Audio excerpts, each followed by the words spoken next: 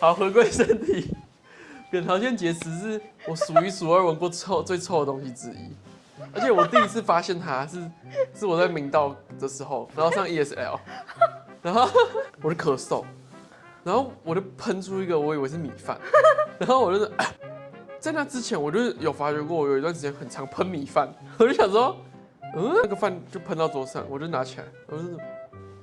你有这样？对啊，我就很好奇那到底是啥小，然后我就想好好研究那个东西，可是我不可能在课堂上面直接去研究它，对。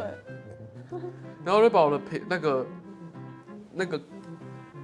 自动铅笔的那个盖子打开，它不是有那个橡皮擦那一格吗？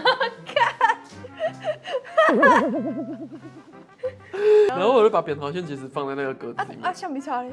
橡皮擦就一样啊，橡皮擦跟它中间不是对，然后我就假装在研究我的笔，然后其实我一直在看着那块东西。然后我同学一定想说，你们这是看笔干嘛？